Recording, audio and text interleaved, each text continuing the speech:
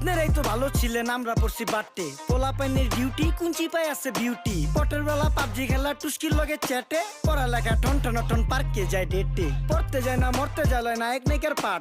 চিপাই চাপাই restaurant আর VIP flat. এই শহরে খেলাধুলার নায়িকা কোনো মাঠ। বাচ্চা লইয়া মসজিদ গেলে বুইরারা দেয় ঘাট।